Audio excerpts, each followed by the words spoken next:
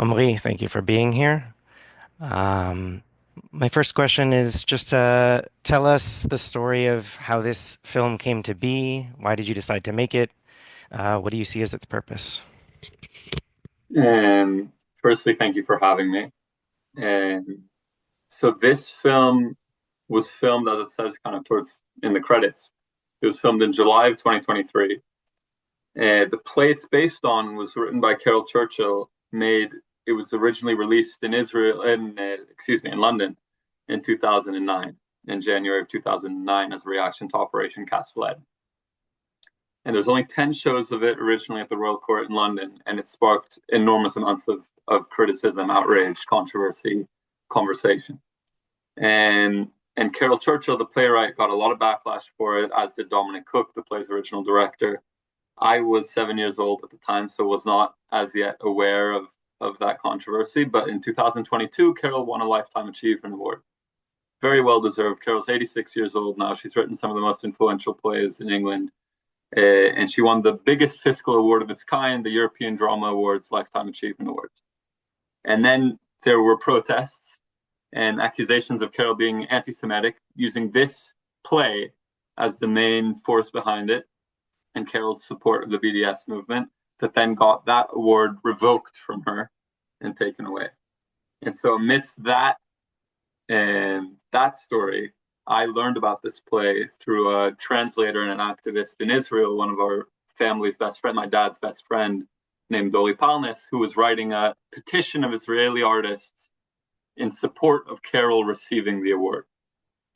And I took interest. He proceeded to read the play in its entirety to me.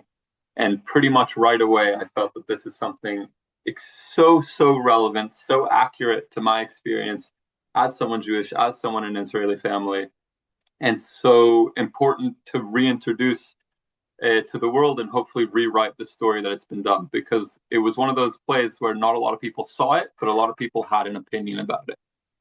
And so I felt that I could use, and actually it's the first time that I've dealt with my Judaism or my being Israeli through my art. And it was just suddenly I thought, this is who I am and this is what I can do, considering my place within this world and within this conflict, to use my art to start these conversations in a productive way. So the hope with the film, to kind of take a long-winded answer around, is to have these conversations, to encourage people to be conscious about how our generational trauma and what we tell our kids continues that path and will continue to generate more and more trauma as we look generations forward, and to try as Jewish people to define what it means to be Jewish, what it means to be human, what anti-Semitism is and what it isn't, and to try to be human in a time where it's very needed, and raise money for the Medical Aid for Palestinians organization, an organization that's reached over 1 million Palestinians on the ground since this war began. And so hopefully that covered all the bases of the question. Thank you. That was great. And I put the mentioned these screenings are always for the showings of the play as well as the screenings of the film are to raise money for medical aid for Palestinians. So I put the link in the chat again. So tell me, so that was how you got here. Tell me, going through the process of making it and then going through the process of showing it to people and seeing reactions, either from people who did or didn't see it. What have you learned from that process? What has surprised you? It's been a very interesting process of making and releasing the film. As I said, we made it before the war started, but a huge part of it for me was this idea that we know this ball is still rolling and we know there's going to be another chapter. And if we don't do something to change it, it's going to lead to more bloodshed, more trauma, more inhumanity. And so making the film with that mindset, and that's like the whole idea of the last shot of the tape going up the wall, it's all referencing this kind of, this is a continuous moment. And releasing the film while that chapter is happening is extremely disappointing, and also shows the power of Carol's work, a work that was so of its time and ahead of its time at the same time, that is so needed to reach our hearts rather than reach our minds. I think art and artists critical of the Israeli government are so often dubbed anti-Semitic as a way to delegitimize the conversation they're trying to start. And this was one example where that really worked. The conversation about this play was never about its content and always about its context. People always found it here and it didn't let it reach them in their heart. And I think it too often we have our built-in defenses that try to delegitimize things out of emotional substance, things of humanity, and try to always find a way to logically work our way around justifying them. And we've seen this happening so much over the last nearly 2 years. And so for me, it's been a real learning curve. And I've been very disappointed in some way to see that these conversations are still so hard for us to have. I've been accused of anti-Semitism with this film. I've seen people copy and paste articles that they wrote 15 years ago and clearly not having watched the film. Some people wrote in their articles that the first scene is set during the Holocaust when it's written in text that it's not. It's not something that it's actually, it's not something that, oh, you misunderstood. It's actually written in the film that it's set in 1903. So it's been hugely disappointing to see that a lot of people aren't interested in having a conversation or giving it a chance. There's a story in people's head and they're committed to it. And with that being said, I do think there's been a huge turning point over the last few months where definitely outside of Israel, these conversations have been more and more needed amongst the Jewish community. And I feel that more and more people are seeking these conversations out and trying to understand how to deal with their trauma and their perspective on this because they understand that there's some bias involved in it. And that's been hugely rewarding to have these conversations, to hear people who and maybe read about the play or even read the play or watched it and had problems with it, returning to this piece of art and saying, I actually don't know why I found an issue with it, and seeing it in this new context with what's going on. I can respect and appreciate how accurate, understanding, and compassionate the writing is. So it's been a big learning curve, ups and downs, and but that's kind of why we made it. So We have seen individuals, the character development of individual viewers of the film. Interesting. yeah, yeah. Which has been particularly interesting. Thank you. So getting into more of that content of the film, and connecting it to today, I see the narrative of Tisha B'Av from Yirmiyahu and Eicha. Like to simplify it, I would think about it as how it is about how we committed transgressions through neglect and abuse of the vulnerable, and that has led to our exile and suffering. And if I were to similarly simplify the film, maybe it's sort of telling the reverse story of how the suffering has led to the violent transgressions. Both are more complex than that, but I'm wondering if you can talk about that, like those issues of cause and effect over history, especially as your film. One of the interesting things it does is it seems to tell like a narrative arc. We follow sort of characters, but sort of their separate islands of scenes in different moments in history. Yeah, what wisdom can you share on those topics? Wisdom can I share? I wish that I had something. I can quote a lot of people who've said very interesting things in these conversations, which I find the most effective way. We had a conversation with Gabo Mate about a week ago discussing the film. And Gabo, for those of you who don't know, is a Holocaust survivor from infancy in Hungary, and who's since become a world-renowned expert on trauma. And and he spoke about how it's not. We all know the fact that hurt people hurt people.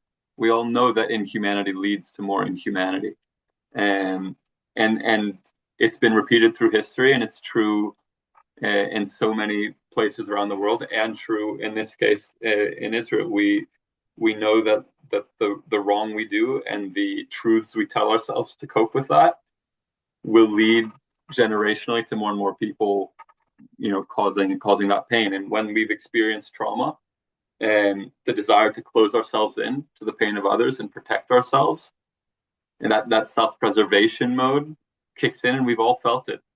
A few months ago, there was a terrorist attack in my hometown of Boulder, Colorado, which some of you may have read about. And that's about a 10-minute drive from my house where that happened. And even though I didn't directly know anybody who was there, the desire to suddenly go, close off to the world and just think about my parents and try to protect my community, I felt it. And it's the job of all of us to close that knit in and include everybody within that circle. That desire to preserve humanity, to preserve ourselves, is true and important. We've just got to make sure that every single person is in that circle that we're trying to close. And and this is something that I find really powerful about Carol's writing, because if you're going to be critical of a government or of a people and their actions towards someone else, we've seen time and time again that being done by telling the victim's story, and the oppressor or the antagonist of the story being shown in the light exclusively of an antagonist or an oppressor. And how powerful is it to, rather than that, show the pain that the people of Israel faced, explain where that trauma comes from, and show how, as a collective psychology, our trauma has shaped us into a place where we justify and normalize hurting others. It's not only, showing the Israeli reality of the situation we've come to, but compassionately explaining how we've gotten there. And so I think that, just like we got there together, we have to work together to get ourselves out of there, because it's so difficult. Like we've seen with this play, Carol's Not Jewish, for people who aren't part of this community to start this conversation. It's so difficult because they're so easily said, well, you don't know, you don't experience it. What are you talking about? You're not Israeli, you can't speak about it. And there's so many voices that try to delegitimize. And it's up for us as Jews, as Israelis, to have the conversations with the people in our community who might not see eye to eye, and try to find where those points of difference is. And that's another thing that I hope the film can do, because everybody in the Jewish community can agree that the Holocaust was a horrible, and horrible is an understatement, of course, is the point of trauma and despair. Everybody can and agree about the pogroms. The place starts from a place that we're all on the same page. So going scene by scene, going, where did you start feeling the discomfort, and where can we try to kind of compare our versions of that history and of that trauma, and try to come to a middle ground where we can understand, and both what we've experienced, but also how that has kind of rolled over to what the others have experienced, and the Palestinians. Yeah. Thank you. And thank you for, I admit, one of my moments of feeling that sort of closing in was finding out that the playwright who wrote this play was not Jewish, but a white British woman. And and yeah, so thank you for addressing that as well. Um, getting more into the question of like the relationship between the text you were working with and your production of it. You can correct me if I'm wrong, but it seems to me that the text of the play is really focused on expressing an idea or concept like at a distance, and telling this like overarching story. And in your production of it, you and the actors were trying within the framework of that text to also find the characters who are speaking the lines, to get to know them as people. Um, can you speak about that tension, and more generally about what you see as the role of the specificity of getting to know human stories, and generality or abstraction of historical patterns and tropes within creating art, and also within making political or moral messages? Absolutely. So I'll answer the question. I might miss part of the, and feel free to like say, well, you addressed a lot of that, but do you mind addressing this part as well?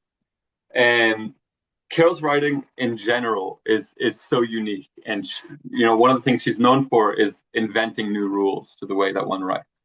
One of her plays, one of my favorites of her plays, kind of says Act One is set during the 1920s, Act Two is set during the 1990s, but the character's only aged 10 years. And you go, how can you do that? Well, she's just written it, so it's done. It's just been done. And Seven Jewish Children is no exception. It's written in 7 paragraphs of text. No definition of how many characters are in each scene, no definition of who says what, no definition of where they are, anything like that. Her only instruction is that it's a conversation between family members talking about, what to say to their youngest daughter, and that the daughter is never seen. That's her instruction. And that it's raising money. There's like the medical aid for Palestinians and those bits. But in terms of how you direct it, so every time you'll see this play done, it'll be a completely different iteration, because the director or the person who's adapted the script has chosen a different number of characters, different characters in themselves, and different people are saying different lines. So for me, it was an act of kind of reliving the family experiences that I have felt, and kind of bringing my family dynamic, not necessarily character by character, but in terms of the difference of opinion within that to the screen. And actually, I have a lot more characters in my version of it than most versions of the play have. Like I have six characters for the vast majority of it, and most versions, a lot of it is kind of two characters talking one to each other, two parents. And and so for me, it was really important to show that how much diversity of thought there is in the community, and and that people's opinions change over time. So there's like subtle character arcs over time where at the beginning of the film, the father is much more about tell her the reality of the situation we're in, and the mom is much more shielding and protective. And at the end, those two characters kind of switch roles more or less, and as their trauma affects them in different ways. But I think that Carol's play has so much specificity in it. Each scene, like if you read the scene, it tells you where and when it's set. There's specific references to so many historical, little events. The water in the swimming pool, the olive trees, the and the bulldozer in the house. Like you put these pieces together and you can find, okay, this is in these 2 years and that it was done. And the context of the conversation that's had really tells so much. And so it's about having that, yes, we're telling a kind of an arc of a history, but it's about the people within that. And that's what I love to tell in a story, is that family story that kind of can tell a wider and more global truth through their intimate story. And so the right way for me to do that was to bring my family into it. My grandmother's an actress in the play, my father's an actor in the play, in the film, sorry.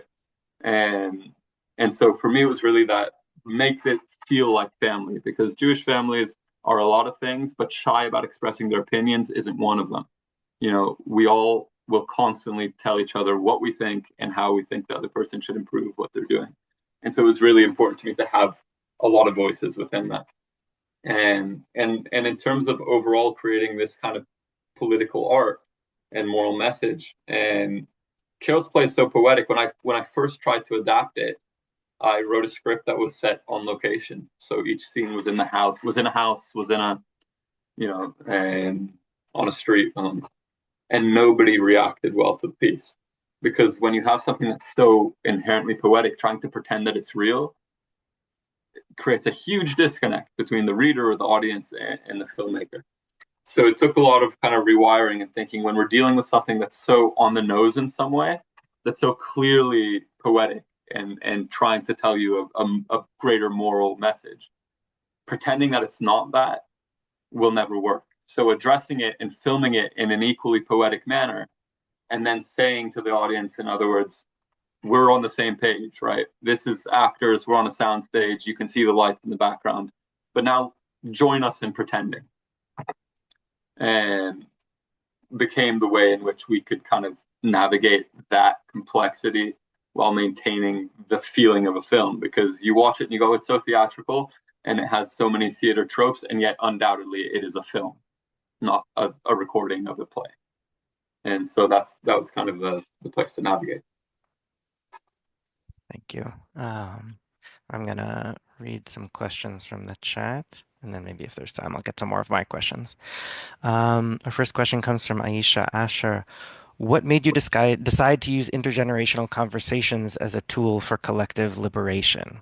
It's so important when so many people use the safety of children for various political purposes. Absolutely. What a great question.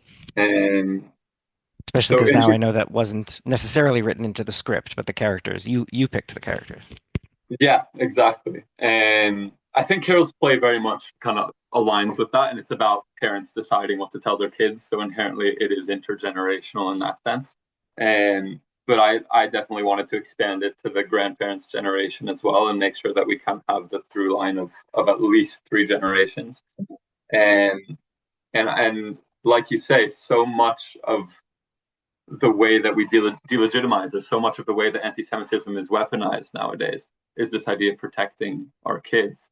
And actually, that protection so often can can hide a truth from them that will be very harmful to their future. And one of the things that one of the key indicators of a fascist government is that the younger generation is more right wing or extreme than the generation before it. And that's one of the things that we're seeing happening in Israel, because the truths that are being told to the young generation close their eyes more and more to the trauma of the others and the story of the others. So it was really important to me to in some way make sure that it's clear whose responsibility this is to change. It's not the 2-year-old Jewish kids who are just born and the 5-year-olds who now need to go and change the world. It's our job to make sure they know and can see this conflict in a way that enables us as the younger generation to to make sure that everybody's story is heard and that we are acting towards everybody as humans. And I think intergenerational communication is so important in that. And family as a general rule is the people we don't get to pick. And so for me, growing up in the States, but with my whole family in Israel, visiting once a year, intergenerational communication, the stories that my grandparents were telling me were so integral to the way I looked at the world. And so I recognize the power that that story has and the stories that we're told, and hope that we can shift that in a way that can, we're kind of, we have to change that in a way that brings some kind of humanity back to this, because we're kind of at a end roads right now. Yeah, thank you. Another question from Aisha. A very interesting exercise would be how this film could be similar, different from a Mizrahi Jewish family perspective of someone living in that context and then moving to Israel. Yeah, love to hear your thoughts on that. And maybe I'll add to that another piece of identity that I was thinking about watching the film. And you mentioned like wanting to bring the diversity of voices, and I noticed like a sort of a blending, mixing unclarity about religious identities and observations within the characters, among the characters, and yeah, wondering what your experience is. So both this question about other Jewish identities, and within the piece, the different identities. So I think that's I mean, it's a great point. And there's so many different stories within this to tell, and of both of the different, Jewish pasts that have led to Israel becoming the place that it is now, but also, of course, the Palestinian story and their side of how. So there's so many and different versions of this story, and yet that's what is in my mind so powerful about Carol's text, is that this story, yes, she's specifically telling the Jewish history in this to show the Israeli reality, but The it's so Ashkenazi Jewish accurate. history, yeah. Say it again. The Ashkenazi Jewish history Yes, mostly. yes, exactly. Yeah, and yet this story is true to humanity, and has been repeated so many times. The story of generational trauma being used to justify pain towards others.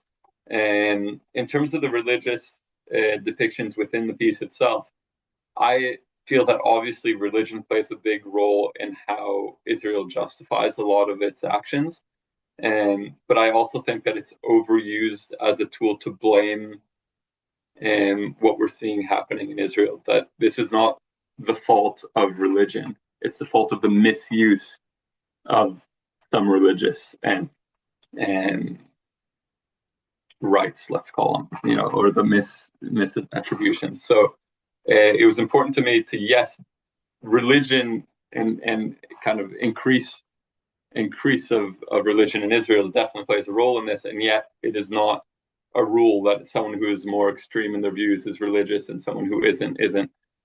So having that diversity, and all our families in Israel, everybody here who has family in Israel, I'm sure, has more religious and less religious families. So like myself, and so it was important to me to kind of show the diversity of thought, both in the family, but also within wherever you lie on that religious spectrum. In that sense. Another question from SD Ellis. Really powerful film. Thank you Thank you. Questions. One, curious if there were any adaptations between this version and earlier theater productions. I guess, yeah, like, or did you get to see any theater productions? Did you hear about I guess you said something about the casting. Two, the last line caught my attention. Could you speak to what it means to you for the film to end on that line? She said, I don't remember what it was exactly. I just remember, I think it was, don't frighten her. Is that right? Yeah. And so there's a huge amount of adaptations of this, including adaptations that have been put on in Israel, including since October the 7th. There was an adaptation of this play put on in the Arab Theater in Tel Aviv, and hand in hand, like it was a double bill. This and How to Remain a Humanist in 10 Steps After a Massacre, played by Maya Yisrael Arad, an Israeli playwright, and who very much took inspiration from Seven Jewish Children to tell the story of an Israeli mother during October 7th, trying to remind herself. And the kind of the repeated refrain in that play is there's mothers on the other side as well. And so there's been a huge amount of adaptations of this. I personally actually purposefully, up until making the film, chose not to look into them too much. And I find it helpful to if I have an image for something, I want to put it out there in my way. And and of course drawing ideas from other work and other texts, but not necessarily other versions of this. So it was but there's a lot out there, and there's some recorded versions, but this is the first film of any of Carol's plays actually that she's given the rights to make something into a film. There's film performances and things like that, but the first film. And the last line, sorry, don't frighten her, is kind of the heart of the film in many ways. And so I felt that the grandmother role should play the role that I feel my grandparents playing in my life, and fitting that it was my own grandmother playing it, but that kind of rooting it back in love, and that even the hate, even the intolerance, even the bigotry is rooted at its core in the combination of love and fear. And and ending the play on that note, I think, is just another example of Carol's genius and Carol's compassion and understanding, and also was really important to me to attribute to the older generation within that story. And the second to last line was tell her we love her, right? Exactly, which is the mother who's just kind of Yeah. purged out all these things, and also rooting all that back in love. Yeah. Joel Berkowitz says, Omri, thank you for the film and for your thoughtful comments about it. I have a question about the making of it. In rehearsals, how did you and the actors grapple with the device of tell her, don't tell her? Theoretically, that could create some distance between idea and feeling. How did all of you bridge that gap so that, speaking for myself anyway, both the ideas and the emotions came across? Great question, and I think that's kind of the superpower of film as a medium, and in that for theater, because of the format in itself and the way that you have to enunciate and pronounce and make sure that the last row hears everything you're saying, it's much more of a performative style of acting, and that's not a rule. And there's obviously theater that can completely transcend that line. But especially with something so poetic, the power of film as a medium is that we can bring someone into the mind of the character, because that's what a camera does. It's a magnifier of the mind and of the soul. So and so so one answer to that is that that is what film can bring to a piece like this. When the right team collaborates and you have the right person behind the camera, and you bring the right person to light them in the right way, and that right editor to know when to cut to them, and how important it is to show someone listening. It's so easy to make a version of this where we're always showing the person talking, but it's actually much more important and interesting to see the people reacting and how they're hearing those things. And that's the way that we can kind of put ourselves more in the emotion than the ideas, by looking at how those ideas are reacted to, and then we're with the emotion, and we're following that story rather than that of just what's said. And in terms of the rehearsal process, I personally don't like doing line readings in rehearsals. I trust my actors to know their lines, and I cast them because they're talented and know how to perform. Can you just tell for So, people who don't know what a line reading is? oh yeah, a line reading. So in rehearsals, a line reading is basically like, let's go through the scene, action. Oh, maybe this line we could change this way. Like, I don't like reading the lines of the text in rehearsals. I save that for the day. And that's another like privilege that film has because I really only need them to do it the way that I think is right once. So on the day I can give some notes and try to and kind of shape it towards where I want it, but I don't need it to always be in that place like you would in theater. And so the rehearsal process, we only had 1 day of rehearsal, I should add. So it kind of just to again reiterate how talented the group of artists that I had the privilege of working with are. But and that was really spent discussing the history and context of each scene. Because I think that in order to get the emotions right, we need to make sure that we fully understand that history. And that's somewhere where my grandmother being there, my grandmother was born in Jerusalem in 1938. She's sixth generation and from Jerusalem. And so that history, she one was there for a lot of it, and also generationally knows quite well. So in some way, it was kind of going line by line, saying, "What is this referencing?" And so I think this was one of your questions actually. You have me about the fifth scene, which is 1967, and how it's in some way the only scene where there's not a lot of diversity of thought. And so that was like one of the big conversations that we had on that day, and why is that, and how the euphoria in Israel felt on that day. And my grandmother kind of gave us all context into the fact that when that happened, that the euphoria was immense. There's videos on YouTube where you see the military parades and the joy, and it was everybody. And there was like a handful, there was such a small handful of people who on those days said this is going to cause so much pain for us and for the other. And so, the understanding the history of each of these pieces was the key so that we could all be on the same, in the same place when we're then on set. And then my notes mean the same thing to me and to the actors. Just for me to responding to the first part of the question and your answer to it, I think like this like holding both the intellect and like the thinking about the issues and how to explain them and the technical and the emotional reaching the heart is I think like really important for obviously for making film, but also for all the conversations that we have for people about the situation about these issues. So yeah, I just wanted to bring that up again. Um, I'm gonna make sure that I have. Let's see. All right. We have another question from Aisha. Thank you for highlighting that it is very important. I noticed that you radicalized how radicalized some youth are becoming even from. Oh, okay. This is thank you. Yeah, yeah. Um, And just to give a yeah. quick note on Elliot's comment about showing this to some mainstream congregations, we are Mm. every screening of this film is free. It's free for the people hosting it, and it's free for the people attending it. That's one of the rules that we kind of uphold with this film. So if there's any community groups that you want to bring this film to, do bring it in. And like you say, it will touch a nerve with some people. That's kind of the point. It's not a coincidence that people have strong reactions to this because it's not, alluding to our generational trauma. It's dealing with it hands on, and we need to be having those conversations. So I thank you, for the comment. And if there's any communities that you want to screen the film with, bring it up to them and let's do it. And I'll add that the film is also not just for screenings, but is free to watch for anyone who wants to rewatch it or send to individuals who they think should see it. It's also online.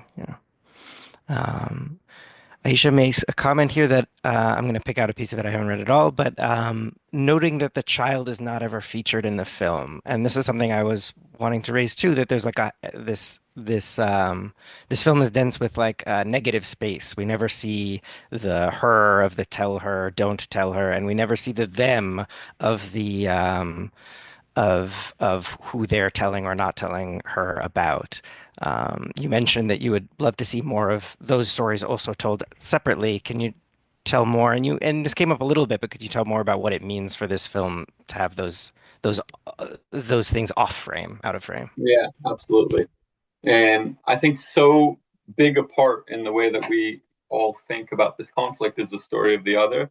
And often when you talk to people who have more extreme or inhuman views about this conflict, they actually have never spoken to someone on the other side. They've never heard the Palestinians tell their story and their version of events. And in learning about Israeli history, and whether it's in Hebrew school or just within families, so often the story of the Palestinians is omitted in that. So I think this, again, one of the things that Carol does so powerfully is that she tells that story through omitting it. Yes, we're following a Jewish family throughout all of this, but they're constantly telling us the story of the Palestinians by not telling us the story of the Palestinians, not including them, and just as powerfully, not showing the daughter is one of the only rules Carol has in the play, because it's not about the kids. It's about how we shape the kids and the next generation. And so and so that's really key to it. And just to add a note about Aisha's comment, where at the end, the film has reached a lot of criticism, and one example of that, which is shocking to me a little bit, and you mentioned the Mayerson JCC that have the Other Israel Film Festival. The Other Israel Film Festival accepted the film into their festival. We're really excited about screening it, and the JCC refused them to screen it because someone sent someone on the jury an article that was written in 2009. They didn't watch it and refused the film to be part of the festival, which then the festival director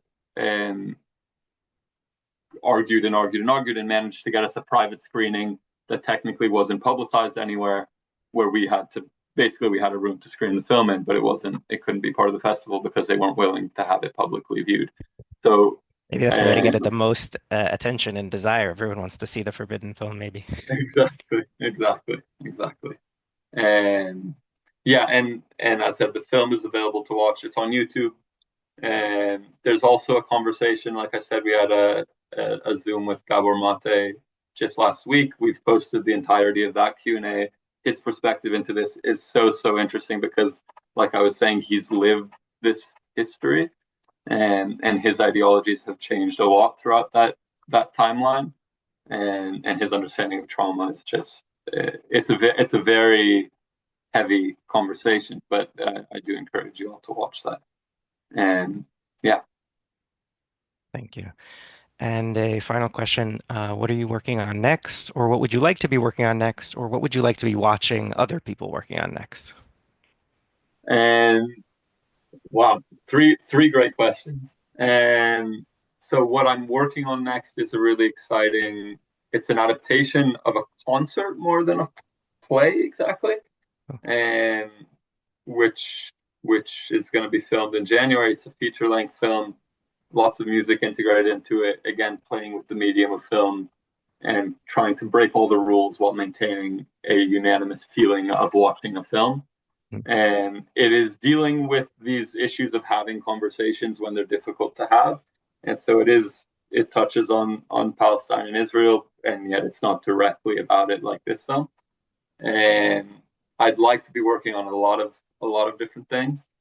And at my core, like I said, I don't tend to plan my next projects. I have a lot of kind of things cooking at the same time, and suddenly one of them is happening, and there's not even a question about it. I'm already in it, and I don't really know when it started. So it's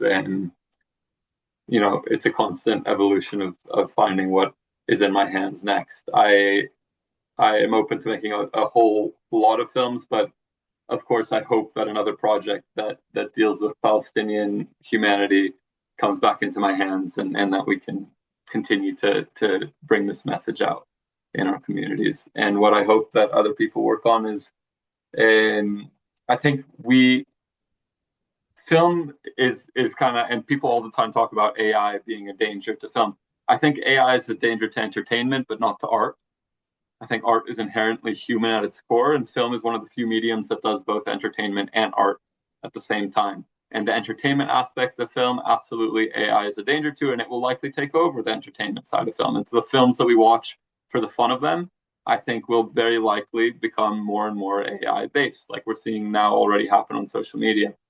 But I think that art as entertainment is something that's so inherently human, and something that we now have to pioneer and push forward as an audience and as filmmakers.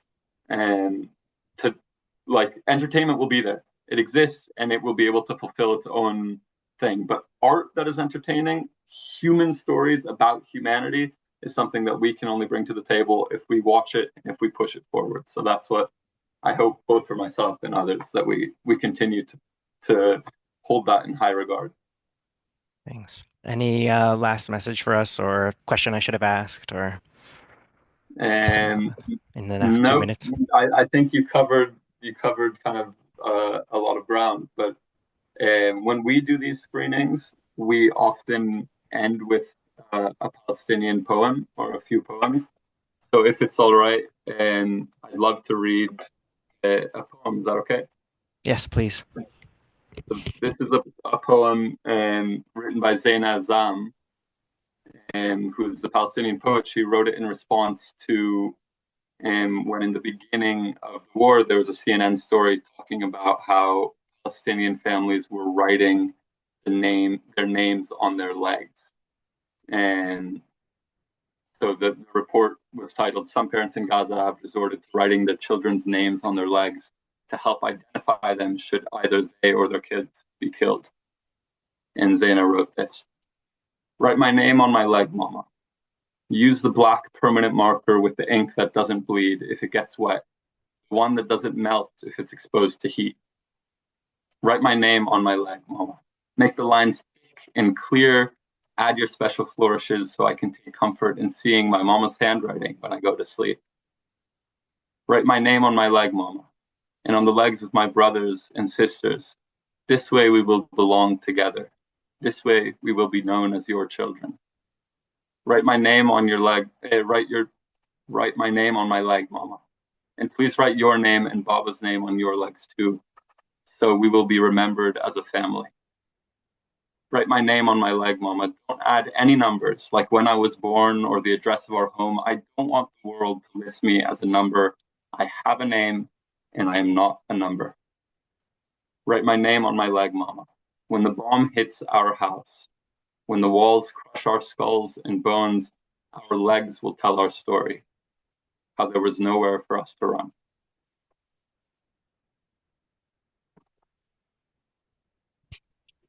Thank you. Thank you for having me.